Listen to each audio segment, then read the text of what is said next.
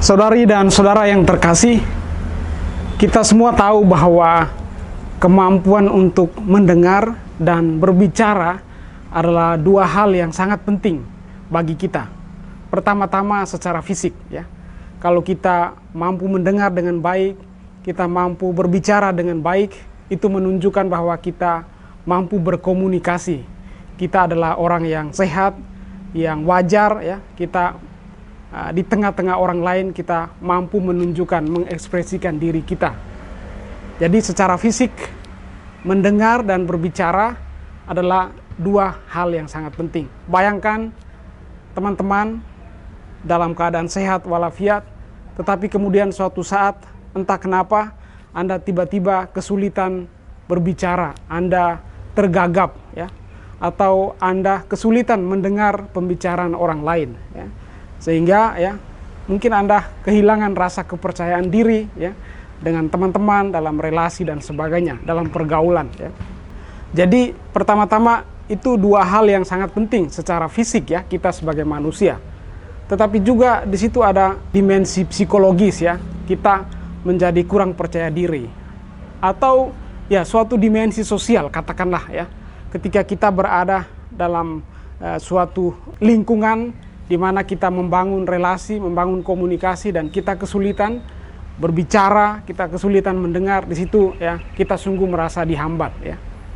Tetapi dua kemampuan ini juga menggambarkan sesuatu yang penting dalam kehidupan bermasyarakat, hidup sosial kita misalnya, ya. Orang dikatakan ya, tidak mendengar, ya. Dia tuli bukan hanya karena ya, tidak mampu untuk berbicara, tidak mampu untuk mendengar, tetapi juga mau menunjukkan ya sikap, ya, orang itu, ya, sikap etis seseorang, ya. Orang tidak mendengar bisa juga berarti ya dia cuek, ya. Dia hanya mementingkan kepentingannya sendiri, ya. Dia tidak peduli terhadap sesuatu di sekitarnya, lingkungannya, ya, sahabatnya, keluarganya, orang-orang di sekitarnya.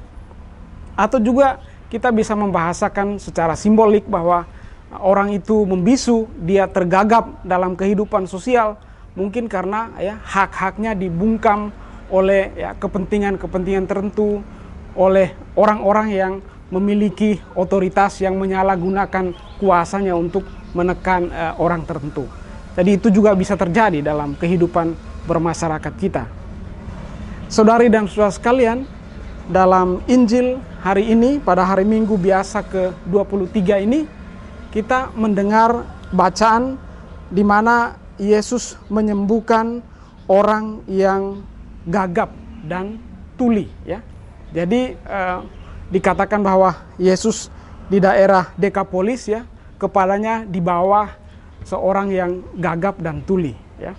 Dan dikatakan di sana Yesus membawa orang itu terpisah dari orang banyak, kemudian Yesus menyembuhkan orang itu.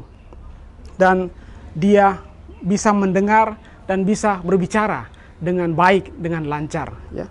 Suatu simbol yang sangat menarik di sini, ya. Sangat menarik. Pertama, Yesus membawa orang yang gagap dan tuli itu terpisah dari kelompok orang banyak, ya. Kalau tadi kita merenungkan bahwa ya tuli dan gagap itu bisa berarti sesuatu yang membungkam kebebasan kita, Yesus datang memisahkan kita dari suatu situasi umum, ya.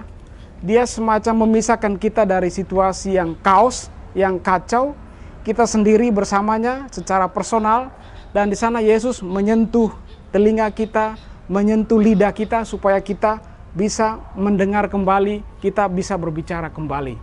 Jadi Yesus bukan hanya menyembuhkan kita secara fisik, tetapi juga dia memberikan suatu kebebasan, mengembalikan kebebasan kepada kita untuk bisa mengekspresikan diri kita. Yesus memberikan suatu anugerah supaya kita bisa mengekspresikan kemampuan kita, keberadaan kita sebagai manusia. Tetapi saya juga mau mengajak teman-teman sekalian untuk merenungkan, ya, bahwa kalau Yesus membawa orang yang gagap dan tuli itu sendiri, saya kira itu juga relevan dalam kehidupan kita sekarang, ya. Bahwa kita perlu pada suatu saat, pada tahap tertentu dalam hidup kita, kita perlu juga menarik diri dari keramaian. Ya. Kita tahu bahwa dunia kita sekarang adalah dunia yang ramai, dunia yang terkoneksi satu sama lain, dunia yang terhubung. Kita begitu ramai, ya. Juga di dalam kesendirian, di dalam diam, kita merasakan suatu keramaian. Ya. Bayangkan sekarang kita semua begitu mudah terkoneksi dalam dunia digital.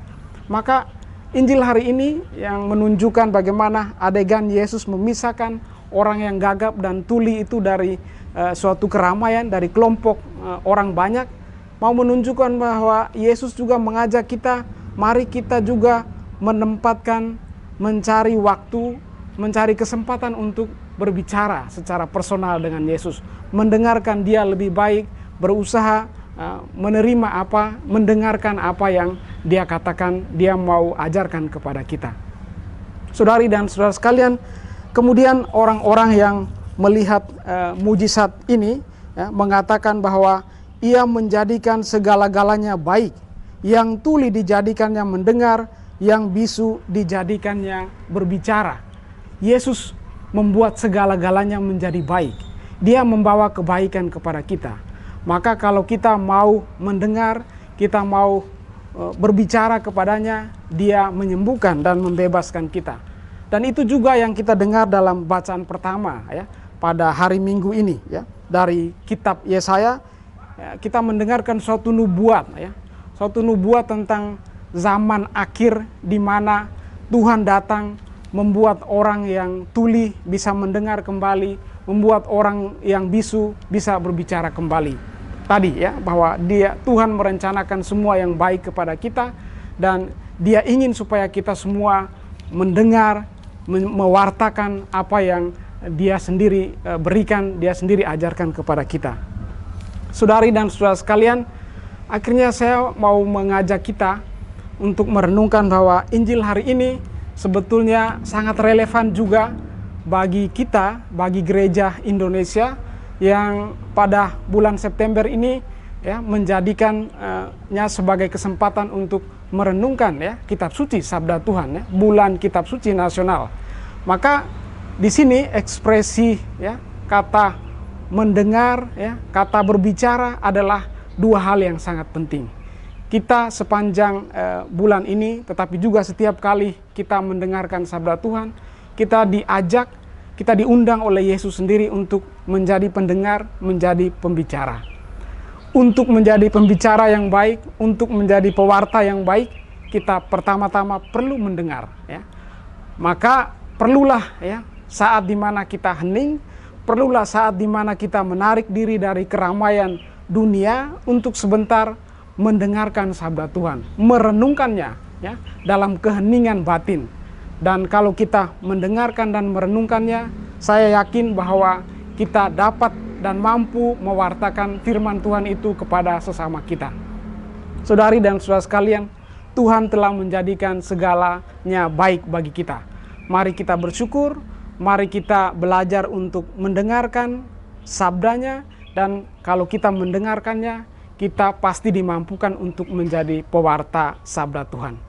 Saudari dan saudara sekalian, semoga Tuhan memampukan kita semua untuk menjadi pewarta sabdanya.